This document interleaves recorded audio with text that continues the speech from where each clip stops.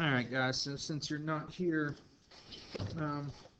for a day this week, I thought I'd give you a video to kind of explain what we're doing. So Unit 2 is about branching.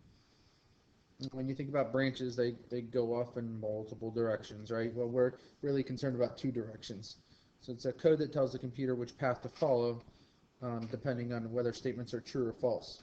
So we're helping the computer make a decision. Okay? And we'll talk about a couple different ways eventually, but not necessarily today. And it's not letting me scroll down, but the computer will execute the code when the condition is true. Excuse me. So first, some comparing numbers here.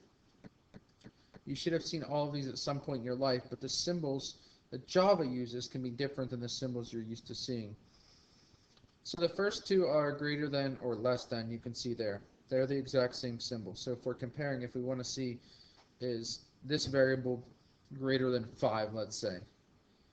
Okay, then we know that it's true. If it is, it's false if it isn't. Okay, and notice here we can use integer, double, or char variables, but not strings. Okay, so greater than or less than are what you'd expect. Greater than or equal to, less than or equal to. Instead of putting the line underneath, because there's not a symbol for that, you're going to put an equal sign afterwards. Okay, so you might write something like, I don't know, let's say we have a variable your num, and you're going to want to see is that greater than or equal to, let's say, 0. Okay, so that's how you would write that. Same thing with less than or equal to. If you want to say if something's not equal to, usually we do the equal sign with a dash through it. Now it's exclamation point equal. So that means not equal to. And equal with numbers, and we'll talk about this in the next slide, is two equal signs. Okay? So we use the two equal signs when we're comparing numbers. If we're initializing variables, we use the equal. You guys have done that. So when you're comparing numbers, you have to be sure to remember to use two equal signs. Okay? So an if-else statement. So an if-else statement checks to see if a condition is met and then decides what to do next. So basically, if this is true, it'll do this. If it's not, it won't. A couple things I'd like to bring up here. Notice we have to open and close with the brackets, with the squiggly brackets, braces, I guess I should say. Okay, so in between those braces is going to say, if this condition's met, then here's what I want the computer to do. If this condition's not met, here's what I want the condition to do. And again, we have the braces there. So here's an example problem. Let me actually see if I can maybe zoom out a touch so we can see a little bit more of it. There, that looks good.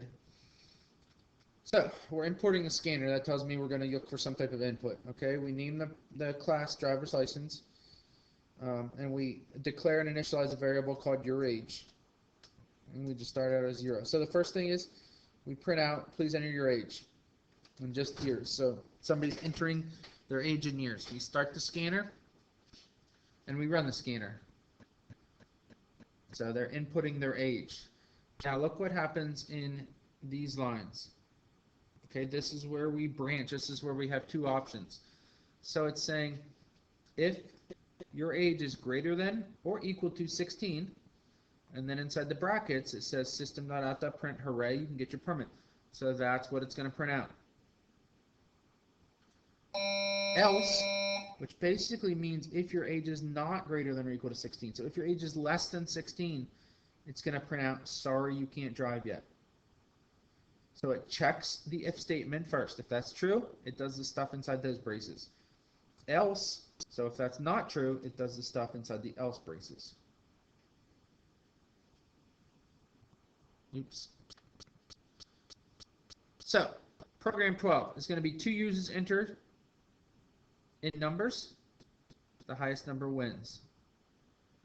So your program might say user 1, enter your number, user 2, enter your number, and then it might say user 1 wins or user 2 wins, depending on who wins. Okay, that's program 12. Program 13 then is going to be a user enters a number, a computer generates a random number. We're going to use an if-else statement to determine if numbers match. If the numbers match, you print both numbers and tell the user they won money equal to the sum of the two numbers. If the numbers do not match, you can print both numbers and tell the user they lost and know the difference between the two numbers. I'm going to leave this somewhat open for you to decide how big the numbers can be. Just make sure you do that in your random and in your when you're asking the user to input.